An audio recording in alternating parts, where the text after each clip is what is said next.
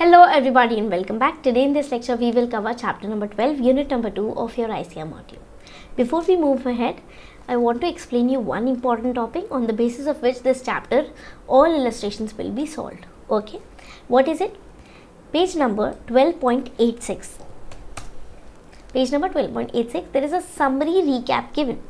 This table justifies whole of the financial instrument, because anybody who learns financial instrument gets always confused when a particular transaction should be charged to other comprehensive income, when it should be charged to PL, and when it should be considered as amortized cost. Okay, so this is a very difficult and confusing concept. See, here if there is a financial asset, okay, if there is BM, that is business model, the business model is to collect, and the SPPI test, we'll see what is business model, how it is calculated or judged, okay, and what is SPPI test, how it is satisfied, how it fails, okay, we'll see that. But here important thing that I want to tell you is, if business model is just to collect and the SPPI test is passed, okay, then you will record a particular transaction as amortized cost. Okay. Next, in case if the business model is to collect and sell, then and plus the SPPI test is passed, okay, then you will charge it to OCI. The fair valuation, any adjustment will be done through other comprehensive income. Okay, this means if you are recording for the first time and in the upcoming year when you are doing the fair valuation again, okay, there might be some up and down in the figure. Okay, this up and down figure adjustment is considered as gain or loss due to fair valuation, and this gain or loss due to such fair valuation will be charged to other comprehensive section. Are you clear? Good. Thirdly, next, in case if the business model is just for the trading purpose, plus the SPPI test has failed, okay, then you will record this particular financial asset as fair value through P&L. Okay, next if we talk about financial liability, it will always be recorded at amortized cost, but in case if the entity itself select that, okay, I want to record that particular transaction as according to P&L, then you will charge it to P&L, and if it is held for trading purpose. Okay. Next important point, all the initial recognition will be done at fair value. Whenever a particular financial asset, financial liability or equity will be recorded in the books of account at the fair value. Now subsequently on the upcoming reporting dates, the fair valuation will be done. Okay. So if you have recognized it at amortized cost, okay, then you have to subsequently record it at amortized cost. If you have recorded it as at other comprehensive income, then you have to record it at fair value itself. Only the change, gain, loss will be charged to other comprehensive income. Here it will be revalued to fair value. Okay, in case of any gain loss, then it will be charged to PL part. Here also fair value, since it is amortized cost over here also amortized cost. Fair value through PL, here also fair value, and equity will not be readjusted, will not be remeasured on the subsequent dates. Are you clear? This is important. Might be you won't be able to understand it much or won't be able to relate it. We'll go through the illustrations which are based on this table. Okay, take a reference of this table again and again, and then at the end of this lecture you will learn this table. You will be able to learn this table. Okay. Now if we talk about SPPI test, what is SPPI test?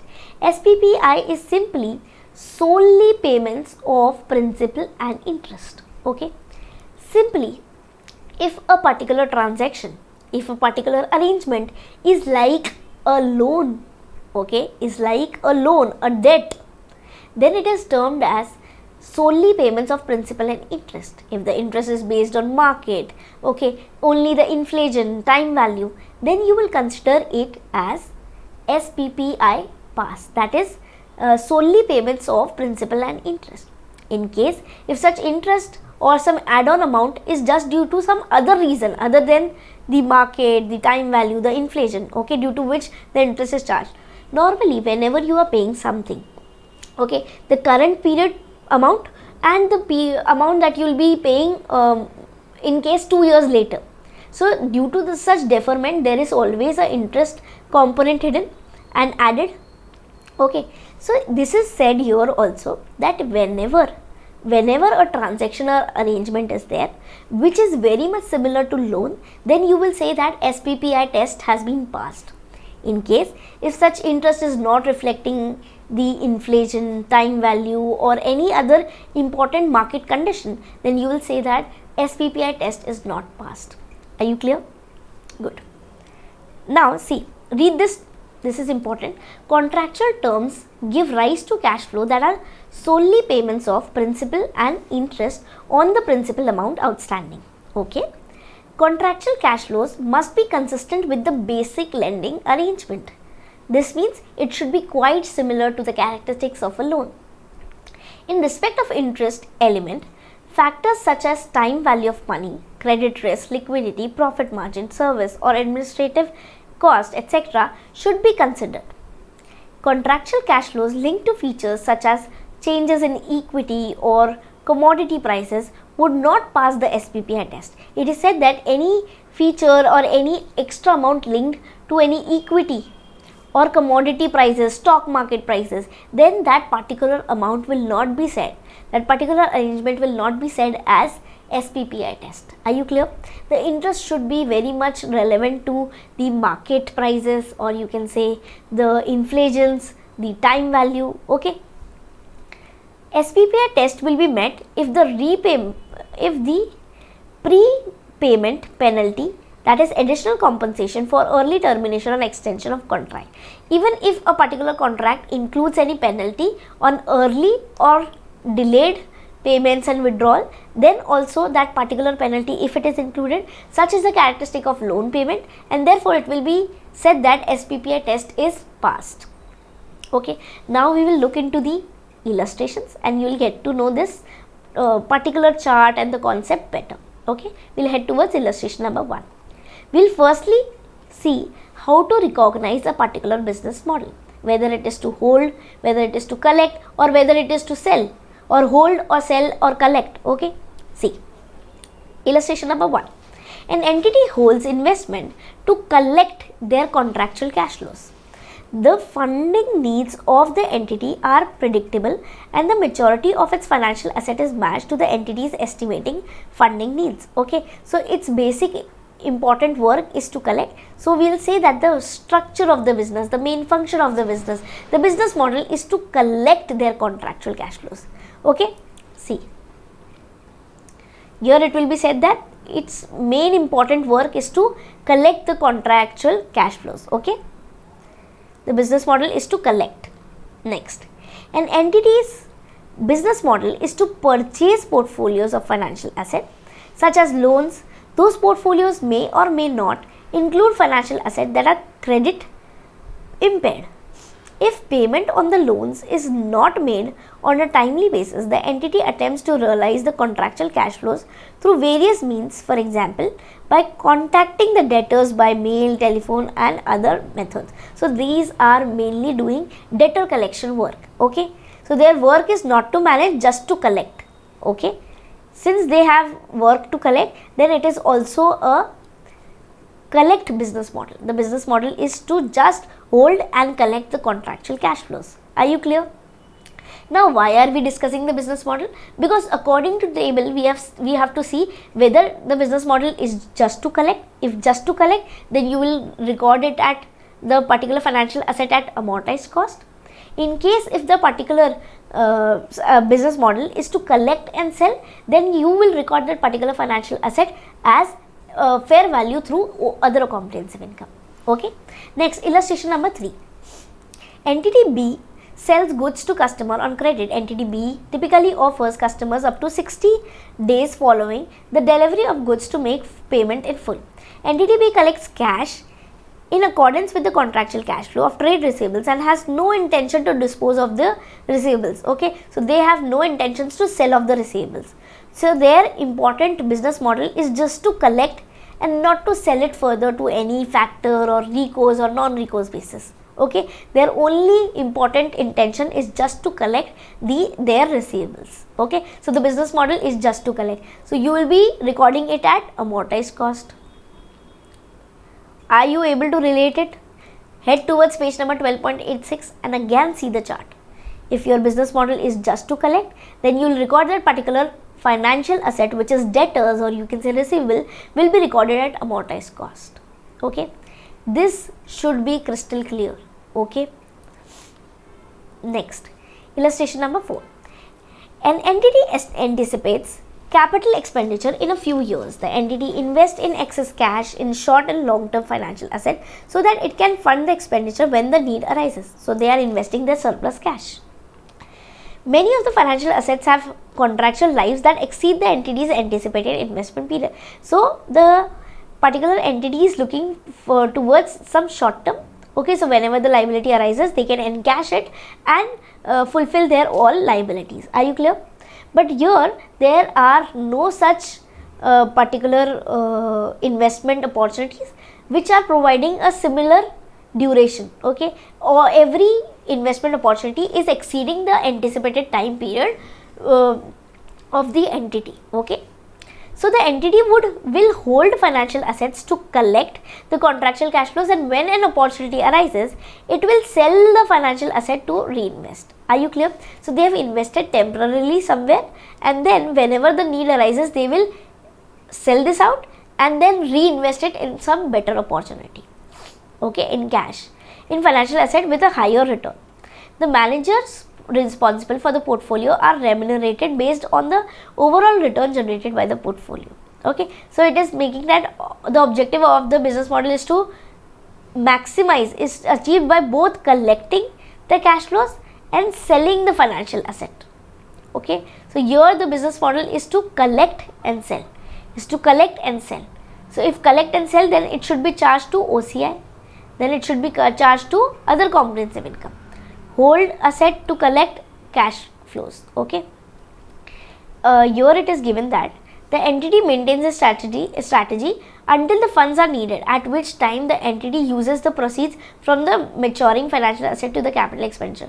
Only sales that are insignificant in value before maturity.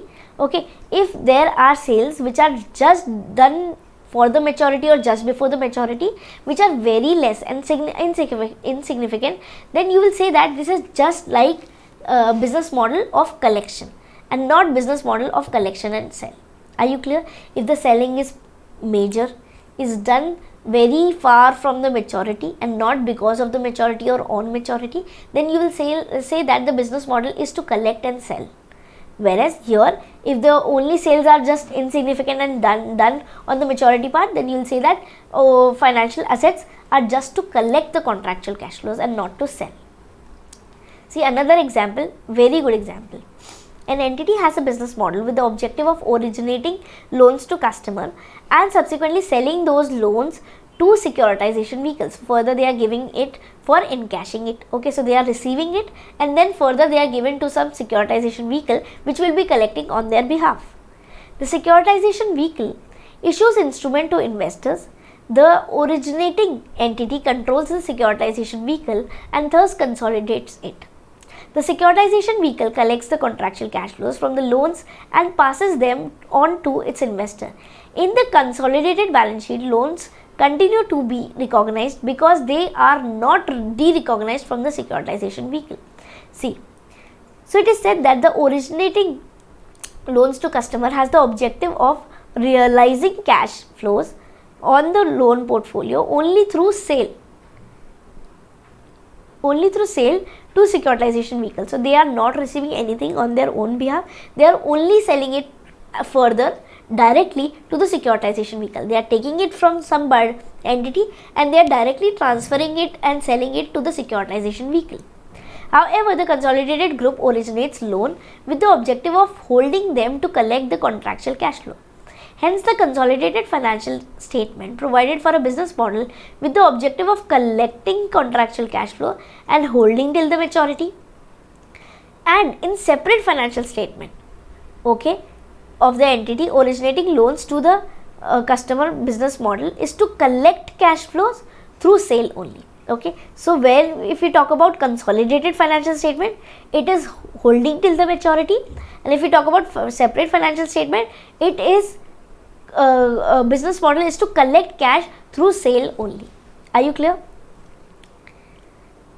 Next, illustration number 6. Now, if you are selling some particular asset just because there is a worst case scenario, there is a stress case, then you will say that the intention is not to sell, and therefore it will not be said that the business model is to sell. Are you clear? For example, in case of the COVID hit, the pandemic hit, okay, what happened? There were at times that there were severe losses, severe breakdown in the businesses, okay, and therefore it might happen that a factory and a major building or a major machinery that was very capable and was an asset for you, but you had to sell it because of the bad conditions, bad business economic conditions. Are you clear?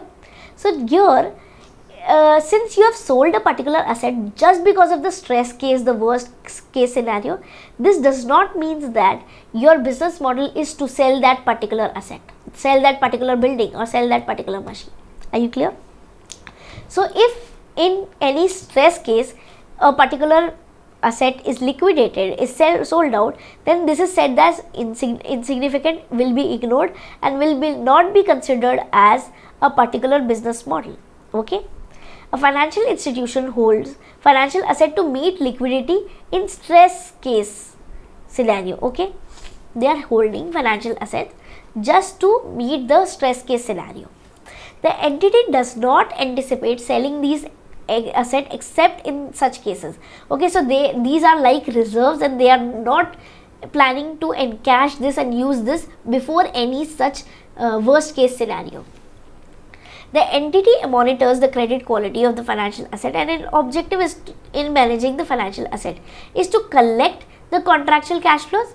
The entity evaluates the performance of the asset on the basis of interest revenue. Okay, so however, the entity also monitors the fair value of the financial asset from a liquidity perspective to ensure that the cash amount that would be realized if the entity need to sell the asset in a stress case scenario would be sufficient to meet the entity's liquidity needs. Periodically, the entity makes sales that are insignificant in value to demonstrate the liquidity. Okay, so it is said that the business model is just to hold and collect, is just to hold and collect, and not to sell. Just because you are planning to sell it in the stress case does not impact the business model. Okay, next, illustration number 7. So it should be SPPI, solely payments of principal and interest, and the interest should be linked to any market market interest rates, or you can say the wholly the inflation, the time value, but should not be dependent on any other factors. Okay. Instrument A is a bond with a stated maturity date. Payments of principal and interest on the principal amount outstanding are linked to an inflation index of the currency in which the instrument is issued. The inflation link is not leveraged and the principal is protected. Evaluate the contractual cash flows characteristics test. Okay, so it is said that the inflation index, so particular interest is just related to the inflation. Okay, this means inflation reflects the time value. So the particular interest is being charged because of the time value, because of the inflation, then this is passing the SPPI test. This is passing the SPPI test. The inflation shows the time value, and therefore payment of principal and investment, that means SPPI test is passed. And here, if dependent on any equity or any other factor, then it will be said that SPPI test is not passed. Okay, illustration number 8. Instrument F is a bond that is convertible into fixed number of equity instrument of the issuer. Analyze the nature of cash flows. The holder would analyze the convertible bond in its entirety. the cash flows are not payments of principal and investment on the principal amount outstanding, because they reflect a return that is inconsistent with the basic lending arrangement. If they are not consistent with the basic lending arrangement, because as per the loan they are not genuine as per the loan, then you will say that SPPI test is not passed. Illustration number 9. Instrument H is a perpetual instrument, but the issuer may call the instrument at any point and pay the holder the par amount plus accrued interest due. Okay, instrument H pays a market interest rate, but payment of interest cannot be made unless the issuer is able to remain solvent immediately afterwards. Okay, deferred interest does not accrue additional interest, so there is a deferment, there is a postponement in the period. There is extra period given for the payment, but still the interest is not being charged. Okay, analyze the nature of cash flow. So here it is not SPPI test, because there is no consideration of time value. Even after the deferment, there is no consideration given to the interest. Okay, next, illustration number 10. Instrument D is a loan with recourse and is secured by collateral. Does the collateral affect the nature of the collateral cash flow, contractual cash flows? Okay, so the recourse means that the entity has given away their debtors for collection to the factor, but they have kept the risk and reward. They have retained the risk and reward. Okay, anything extra or less, they will be taking it from, they have to bear it. Okay, so they have given the loan with recourse. Okay, the fact that there is a collateral, this is just an additional thing, but it can be a loan with or without any collateral. Okay, this is not making any sort of effect, impacting anything on the SPPI test. Okay, the fact that the loan is collateralized does not itself affect the analysis whether the contractual flows are solely payments of principal and interest. Okay, do not impact the SPPI test. The collateral is only a security due cover dues. Illustration number 11.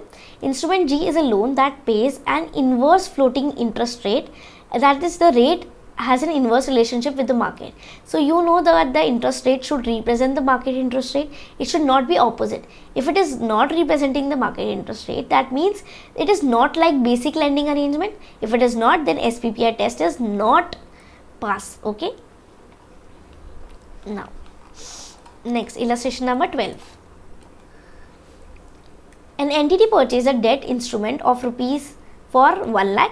The instrument pays 6,000 annually and has 10 years to maturity. When purchased, the entity intends to hold the asset to collect the contractual cash flow. So the basic business model is to hold and collect.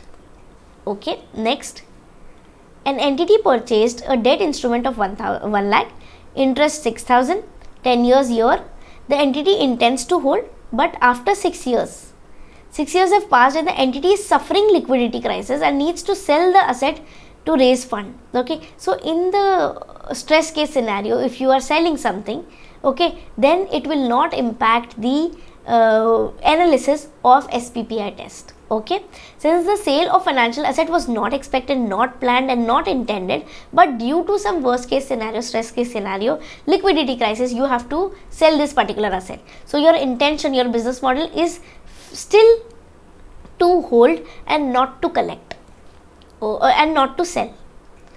Okay, illustration number 14. SPPI or contractual cash flow test. SPPI test for loan with zero interest and no fixed repayments. Okay, so zero interest, no fixed repayment, but repayable on demand. So here, if a particular loan amount is repayable on demand, okay, this means it is like a loan. It has characteristics of loan, and therefore, okay, it will be termed as normal SPPI. Okay, yes, the terms of repayment of principal of the loan on demand satisfies the SPPI criteria. Parent H provides a loan of INR 100 million to subsidiary B. The loan has following terms: no interest, repayable in 10 years. Does the loan meet the SPPI or contractual cash flow characteristics? We said yes, because repayable on demand and repayable in 10 years satisfies the SPPI criteria. Illustration number 16, SPPI test for loan with interest rate. Entity A Limited lends Entity B Limited INR 5 million for 10 years, subject to the following terms. Interest is based on the prevailing variable market interest rate. Variable rate is capped 10% and repayable in 10 years.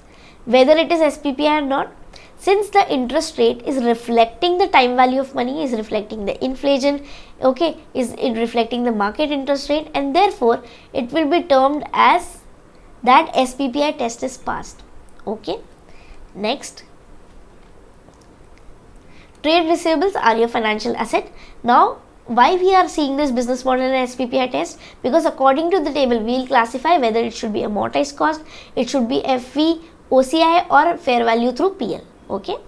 S Limited makes sales of goods to customers on credit of 60 days. The customers are entitled to earn a 5% discount if paid earlier, within or before 60 days, and if paid afterwards, then interest is charged at the rate 12%. Okay, is charged for any payments done after 60 days. Company does not have a policy of selling its debtors.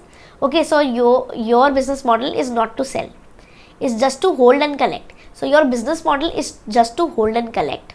Okay, and the SPPI test is passed, then what you will do? You will record it as FVOCI, fair value through other, hold and collect, and not to sell, not sell. Take out page number 12.86. If business model is just to hold and collect and SPPI test is passed, you will be recording it at amortized cost.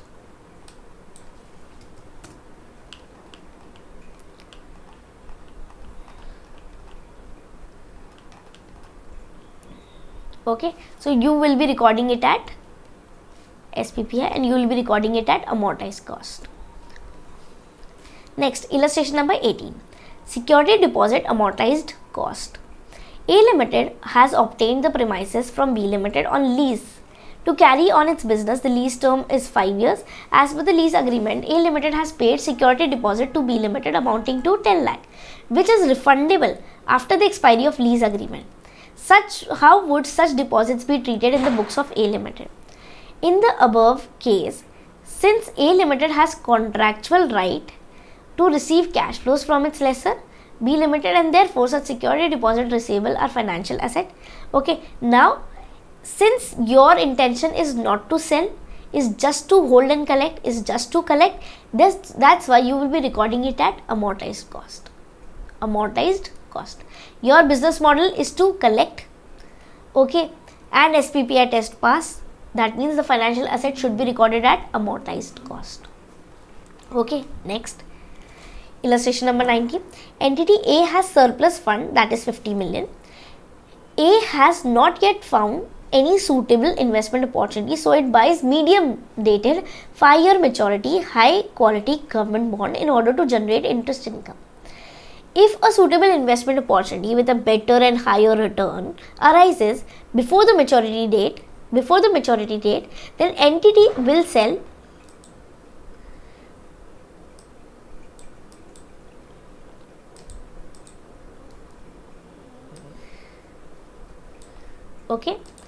then the entity will sell the bonds and use the proceeds for acquisition of the business operation. It is likely that a suitable business opportunity will arise. So your intention is to hold, collect and sell whenever a particular better opportunity arises with higher returns. Okay, so your business model is to hold, collect and sell. Your business model is to hold, collect and sell. Okay. Now if your business model is to hold, collect and sell and SPPI test pass, then you have to record it at FVOCI. Okay. Next. ABC Bank gave loans to a customer, Target Limited, that carry fixed interest rate at the rate 10% per annum for a 5-year term and 12% per annum for a 3-year term. Okay, so 5% for 12%, 5 years for 12% and 3 years at the rate, 5 years period and 10% is the rate and 3 years period and 12% is the rate. The bank charges, which are an integral part of the loan, processing fees 1% will be deducted from the original loan amount. That means if you are getting a principal of 10 lakh rupees and if you are paying 50,000 as your fees, okay, then you will be recording that particular loan amount at 9,50,000. Okay, so this bank charges as an integral part will be reduced from the loan amount. Principal amount borrowed. Target limited loans as follows: 10 lakh rupees for the 5 years at the rate 10%. 5 years are given at the rate 10%, and 8 lakhs for 3 years, that means at the rate 12%. Compute the fair value upon initial recognition of the loan in books of Target Limited, and how will the loan processing be accounted? Simply you have to multiply and record this 1% as a deduction from the original loan amount. That means 10 lakh minus 1% and 8 lakh minus 1% will be recorded as the original amount at which the loan will be recorded in the books of account. Okay, see, 10 lakh minus 1% and minus 1% of this 8 lakh will be recorded as the fair value of the loan in the books of account. Okay, next, illustration number 21. Deposits carrying off market rate of interest. Okay, Containers Limited provides containers for use by customers for multiple purposes. The containers are returnable at the end of the service period, 3 years between Containers Limited and its customer. In addition to the monthly charges, there is a security deposit that each customer makes with Containers Limited, rupees 10,000 per container, and such deposit is refundable when the service contract terminates.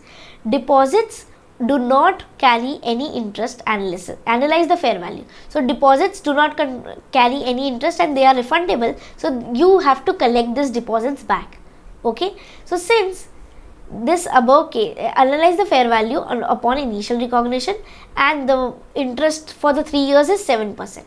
So you know this 10,000 should be done present value with a factor of 7% for the 3 years. Okay, with a rate of 7% for the 3 years. So you will get an amount of 8,163.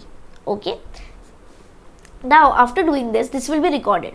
Now any difference between this 10,000 and this 8,163 should be either scenario 1 or scenario 2. It should be recorded in the P&L. Okay, if you have taken level 1 or level 2 input. What is level 1 and level 2? As per Ind AS 113, that is fair valuation presentation, fair value measurement. Okay, what you do, you take level 1, that is quoted market price, you take level 2 observable price, and level 3 is valuation technique. So if you are using the fair valuation method, either level 1 or level 2, then you will transfer that particular difference to P&L, and in case if the fair valuation is determined using other inputs, that is valuation techniques, difference on day 1 shall be recognized in P&L unless it meets the criteria of asset and liability. Okay, so it should be transferred to P&L part.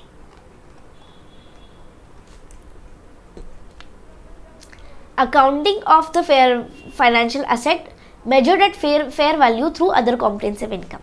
An entity acquires a financial asset for CU 100 plus a purchase commission of CU 2. So you are purchasing it at 102.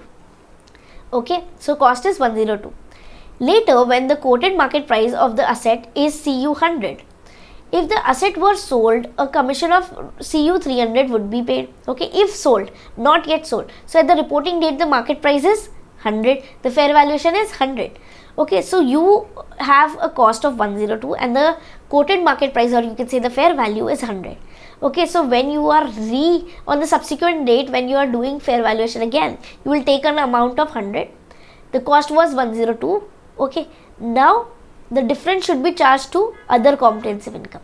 The loss of 2 should be charged to other comprehensive income. Illustration number 23. The shareholders of company C provide C with financing in the form of loan notes to enable it to acquire investment in subsidiaries. The loan notes will be redeemable solely out of dividends received from these subsidiaries and become redeemable only when C has sufficient funds to do so. So there is no compulsion, no obligation, and they will be able to pay, and they will be asked to pay only when they have sufficient funds, but they do not have to pay in the normal ongoing. Okay, and you cannot force it or ask them. Sufficient funds refers to the dividend receipts of subsidiaries. Analyze the initial measurement of loan notes. Okay, so since they are repayable only and only when they have sufficient funds and you cannot obligate them or force them. Okay, consequently the loan notes are not payable on demand, and if not payable on demand, not like basic lending arrangement, and therefore it should not be recorded. Okay, not be considered as SPPI test. Initially they will be recorded at fair value, and the difference amount of the fair value will be recorded as investment in the C Limited. Okay, next, use of cost versus fair value determination for equity instrument. In case of option to convert or redeem is given, then you will say that the SPPI test has been failed. Okay, that means you will not be paying it in the cash. Okay, you will not be redeeming it. Instead, option is given to convert. Okay, then you have to transfer. If SPPI test fail, then you have to transfer that particular amount to PL, and therefore it will be said that fair value through P&L. Silver Limited has made an investment in optionally convertible preference shares of a company, Bronze Limited, at ₹100 per share. Silver has an option to convert OCPS into equity shares in the ratio 1:1, and such option not exercised till end of 9 years. Then the shares shall be redeemable at the end of 10 years at a premium of 20%. Analyze the measurement of this investment in the books of Silver Limited. Okay, so since there are two characteristics, if SPPI has failed, then you will record this at fair value through P&L. Okay, you have to see the business model, if it is to collect, sell, or only the trading purpose. So here it is only the trading purpose, and the SPPI test has also failed, and SPPI test. Okay, two characteristics is SPPI and business model. Okay, either conversion or redemption, and does not include contractual cash flows that are solely payments of principal and interest, and therefore it should be carried at fair value through P&L. Illustration number 25. You have to split the deposit and ROU part, that is lease right of use asset. Okay, this right of use asset will be charged with the depreciation every year, and with the deposit you will be you have to carry interest. Okay, A Limited has made a security deposit whose details are described below. Make necessary journal entries. See, passing this journal entries will give you a very basic knowledge about what is going on and how it is recorded. Once you are clear with the journal entries, okay, then you can solve even the highest level confusing cases as well. Okay, assume market interest rate for a deposit of similar period or at the rate 12%. So date is given, start date and the finish date. Description is given, lease, 5-year period, 12%, 10 lakh, and the present value is also given. Okay, what you need to do, you need to record it. Okay, do the present value with the factor given at the beginning and at the end. Okay, now how you have to record it? You have to split the amount, split. Okay, you have to split this amount into security deposit and ROU asset. Okay, this particular amount will be split, and then subsequently security, you have to charge interest on security deposit, and you have to charge depreciation on ROU asset. Okay, so security deposit interest at the rate 12%, interest income, and depreciation will be charged over the life, that is 5 years, will be charged to the ROU asset. Next, A Limited invested in equity shares of C Limited on 15th March for ₹10,000. Transaction cost were 500. Okay, so 10,000 minus 500. Okay, in addition to the basic cost of ₹10,000. On 31st March, the fair value of the equity shares was 11,200. So the closing amount is 11,200. So there is hike of 1,200. Market rate of interest is 10%, and for the 10 years, pass journal entries, analyze the measurement principle and pass necessary journal entries. Okay, so if SPPI test fails and not pass, then you have to charge it in fair value through P&L. Okay, so you will be recording it at fair value, the investment in equity, transaction cost, okay, the bank, and then it will be charged to P&L. The increase will be charged to P&L because you have to do FVTPL. Okay, fair value through P&L, or you can say FVPL.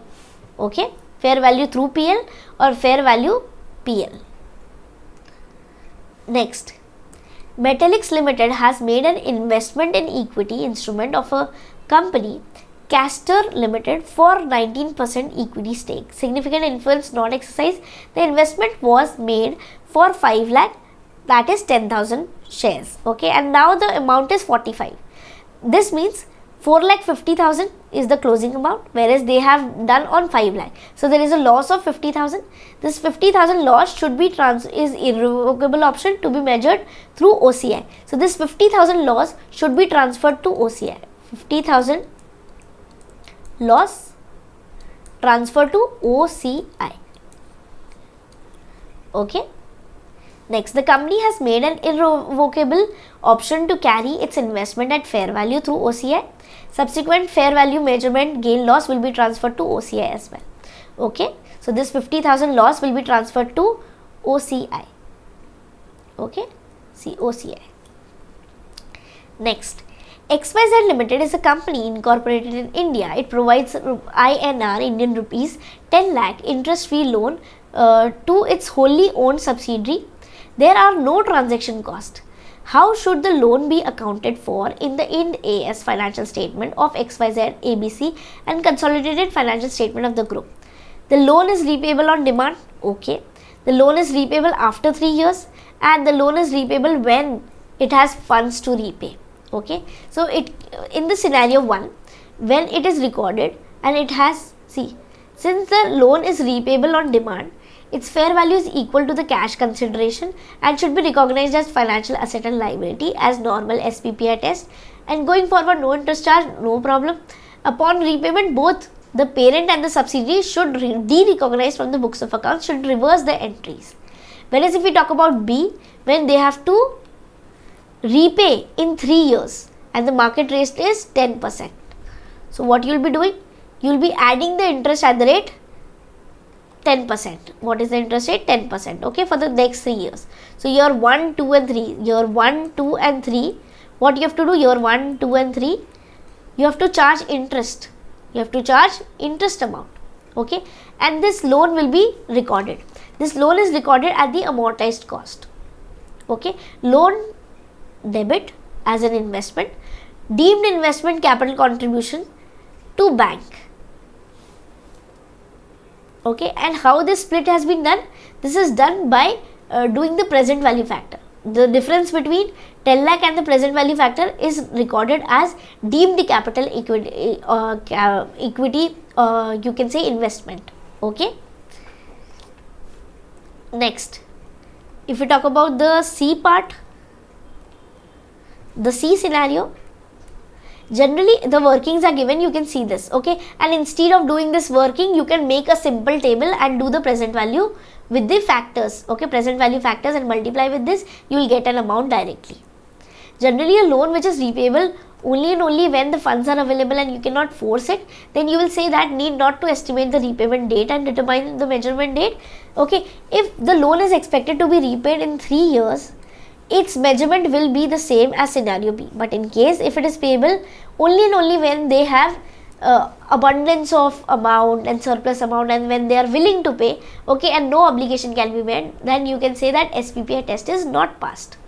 Okay, can't be stated to be repayable on demand. Okay, this means if SPPI test fails, then you have to record it at normally P&L. Okay, and normally the financial liabilities are recorded as amortized cost.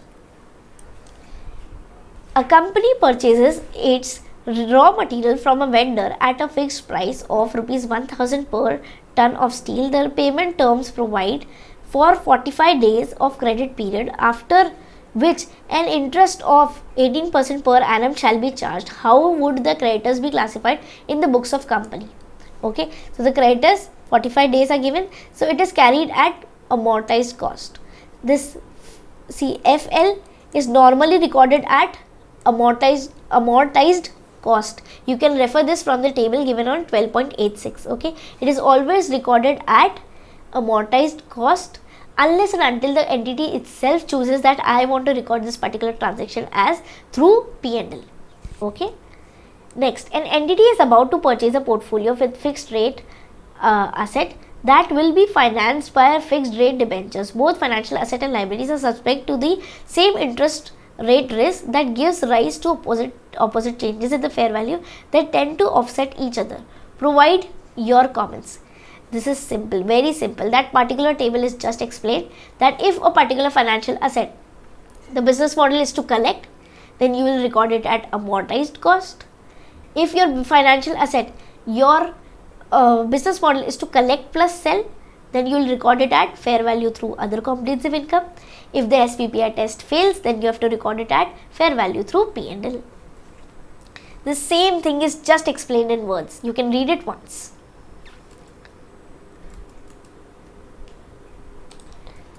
Issue of borrowing with a fixed rate. Okay, so the loan amount is given. Loan starting date, finish date, 10% interest paid, and the upfront fees. Okay, so the upfront fees, when you're taking the loan and you have to pay a fee, so 10,000 rupees came in and there is an outflow of the charges, that is 500, so it will be deducted from the loan amount. So the loan amount will be 9,500. You'll be adding the interest and you'll be deducting the amounts that you're paying each year. That's how you'll get a closing balance. Now how you have recorded this 11.42%, you have taken a rate of 10% and 13%. Then you have done interpolation, that is 13% minus 10%. Okay, you can say 3%. 3% will be done proportionate to 500 and this amount 1055. Okay, decrease amount. You have done a proportion of this. You got a figure of 1.42. So your rate is 10 plus 1.42%. 10% plus 1.42%, that is 11.42%. Why you are doing this? Because the present value factors are not available for the absurd figures, for these point figures. Instead, they are available only for the 10%, 11%, 12%, 13%. So you have taken a medium range of 10 to 13% and you do not know exactly the IRR. Okay, so you have done the interpolation, or you can say the proportionate method. This 3% difference of this 13% minus 10% is done proportionate with the figures, and that's how you get 1.42%, which is added to the base figure, you can say the lower limit, and that's how you get 11.42%.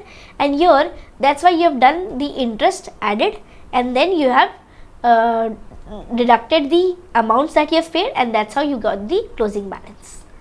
Okay, A Limited made a borrowing from RBC Bank for rupees 10,000 at fixed interest rate of 12% per annum. Loan processing fees were additionally rupees 500 and the loan is payable for half yearly installments, that is 2,500. 10,000 opening and closing dates are given. Okay, installment, interest rates and the upfront fees and all is given, and the IRR is itself given. You do not have to do any sort of interpolation. Okay, there you had to calculate 11.42%, here it is directly given. So you will definitely give the 10,000 and the figures that you have paid, the amounts that must be recorded as deduction. Okay, calculation, and then interest will be calculated, and that's how at the rate in 16.6% the interest will be calculated. After multiplying, you will get the closing balance. What is paid, the interest will be added. Okay, next, X Limited had taken 6-year term loan in April 2020 from bank and paid processing fees at time of sanction of the loan. The term loan is disbursed in different tranches from April 2020 to April 2006. Okay, April 2000 to April 2006. On the date of transition to Ind AS 1/4/2005, or you can say 15, it has calculated the net present value of term loan disbursed up to 31st March 2005 by using 15, you can say, effective interest rate, and proportionately processing fees has been adjusted in disbursed amount while calculating net present value. Okay, so there is a processing fees.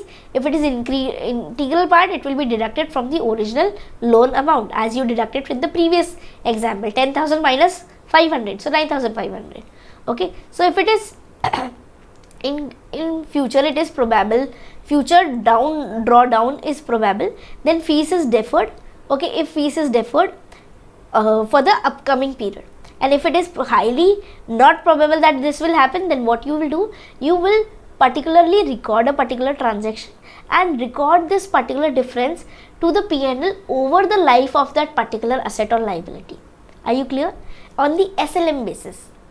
If that particular withdrawal is not probable, you do not know when it will be done, will it be done or not, then you will not be waiting for anything, you will be directly charging on the SLM basis. If you have chances, you have probability, then you will be deferring the particular charging and deducted from the carrying value of the financial liabilities. Okay. Next, PQR Limited has obtained term loan from Bank A in 2001 and 2 and paid loan processing fees and commitment charges. In May 2005, PQR Limited has availed fresh loan from Bank B as takeover of facility, that is new loan is sanctioned to pay off the old loan taking from Bank A. The company paid prepayment premiums to Bank A to clear the old terms of loan and processing fees to Bank B for the new term loan. Whether the prepayment premium and the processing fees both will be treated as transaction cost or obtaining the new loan in the financial statement of PQR. So if we are talking about the treatment for prepayment premiums, okay, it will be recognized as part of gain or loss due to the particular previous loan that has been extinguished or given up. Okay. Next, accounting of the unamortized processing fees of old loan. This will be charged to P&L. And next, accounting treatment of processing fees of the new loan. So see, the previous loan has been cancelled, has been extinguished. Okay. The new loan has been issued. Okay, and there might be previous processing fees that is still lying in the balance sheet unamortized, which is yet to be charged to the P&L. Okay. So any unamortized processing fees that is yet to be charged to the P&L will be charged. Any new processing fees of the new loan will be termed as incremental cost and will be added to the liability part. Okay. Next, a share broking company is dealing in sale purchase of shares for its own account and therefore is having inventory of shares purchased for its trading. How will these instruments be recorded in the financial statement? So as you know, this particular trading, okay, share broking company is dealing with sale purchase of the, and they are just taking this financial asset and liability for the trading purpose, then you will directly transfer it to P&L part. Okay, Index 2 is not applicable, states that the standard applies to all inventories but not to financial instrument. Here they will be, if they are held for trading purpose, they will be charged to P&L. Trading purpose, if the trading is the purpose, then you will directly charge to fair value through PL. Okay. Next, see, bonds of 1 lakh reclassified to fair value through PL. Fair valuation on reclassification is 90,000. Okay, so you will be recording this difference from 1 lakh to 90,000, that is a loss of 10,000 will be recorded to P&L. See, bonds at FVTPL, loss on reclassification to bonds amortized cost. Okay. Now, if earlier it was amortized cost and now it is other comprehensive income. So here this amortized cost will be derecognized. Okay, and this bonds at other comprehensive income will be recognized, and this difference of 10,000 will be charged to other comprehensive income. This particular examples are just given to make you understand that why these financial instruments are recorded and how to decide and how to record in the books of accounts. Okay. See, from PL you are charging to amortized cost. So the amortized cost value will be added, will be recognized. See, carefully see, recognized. Okay, and the bonds through PL will be derecognized. Okay, and this loss will be transferred to PL part. Okay, this is loss on classification. Next, if it is transferred to PL, from PL to OCI, so this PL portion will be derecognized. See, these bonds at FVTPL are derecognized, are credited, or you can say derecognized, reversed, and the OCI from PL to OCI, this OCI will be recorded, or you can say debited, or you can say included, or you can say recognized in the books of account. Okay. Next, bonds for rupees 1 lakh reclassified to amortized cost. Fair value on reclassification is 90,000 and 10,000 was loss, was recognized in OCI. Okay, till date of reclassification. Past required journal entries. So from other comprehensive income, they are charging to amortized cost, reclassified to amortized cost. So bonds at amortized cost will be recognized, will be recorded, okay, and bonds at other comprehensive income will be de-recognized, will not be recorded, okay. And this loss will be adjusted towards other comprehensive income. Next, OCI and FVTPL. So OCI will be de-recognized from the books of accounts, will be credited, and fair value through PL will be recorded, will be debited. See, bonds of 1 lakh, fair valuation classification 90,000, it is done to PL. So the OCI will be de-recognized and the PL portion will be recognized, and the difference will be charged to P&E. Okay. Next, these are just little examples to make you understand how that particular table that we discussed in the initial of this video, how it is being applied. 12-month expected credit loss. So there are 3 methods. Firstly is probability of default approach. Probability of default approach. Okay.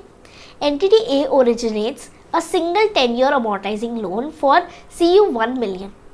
Taking into consideration the expectation for instrument with similar credit risk, using reasonable and supportable information that is available without undue cost and effort, the credit risk of the borrower and the economic outlook for the next 12 months, entity estimates that the probability of default is approximately 0.5% and the loss given default is approximately 25%. So simply you will multiply this loan amount with the loss given default and the probability of default amount. Okay, that is 0.5.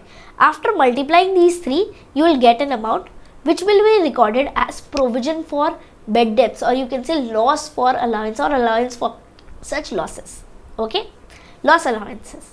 Similarly, the next approach is loss rate approach. So the loss rate approach is already given, that is for 200. See, bank A originates 2000 bullet loans with a total gross carrying amount of CU 5 lakh. Bank A segments its portfolio into borrower group X and Y on the basis of shared credit risk characteristics at initial recognition.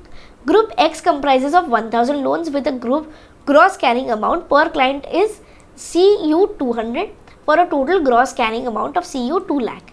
Okay, and similarly group Y, they have 1000 and for CU 300 and the amount is 3 lakh. There are no transaction costs and loan contracts include no options, premiums or discounts, points paid or other fees. Calculate the loss rate. So the historic rates are given, the values are given. Okay. See. So here 1000 are given, 200 are given, and this total gross amounts are given in the question, carrying amounts 2 lakh and 2 lakh, 3 lakh. So here the historic average rates are given, 4 and 2 given in the question, and this carrying amount estimated defaults are given. So the defaults will be approximately 800 out of this 2 lakh. So the present value of this 800 is 600 and 400. So this 600, okay, the loss will be divided with the base carrying amount, that is 2 lakh. Okay, that's how you will get a percentage of loss rate. This loss rate will be the rate at which the loss allowance will be calculated. Okay, this loss rate is the rate at which the loss allowance will be calculated. The loss amount, the present value of the loss amount divided by the gross carrying amount of that particular group amount. Okay, Last illustration, lifetime expected credit losses provision matrix for short-term receivables. Company M, a manufacturer, has a portfolio of trade receivables CU 30 million in 2001 and operates only in one geographical location. The customer base consists of a large number of small clients and the trade receivables are categorized by common risk characteristics that are representative of the customer's ability to pay all amounts due in accordance with the contractual terms. The trade receivables do not have a significant financing component in accordance with Ind AS 115. Okay, so simply they have given their own amounts, loss amounts. The debtors outstanding are, current outstanding is CU 1 crore 50 lakh. For 1 to 30 days aging, there are 75 lakh. For next 30 days aging, these are 40 lakh. For next 30 days aging, that is 25 lakh, and more than 90 days aging, it is 10 lakh. Okay, so the amounts are given, that is 3 crore approximately.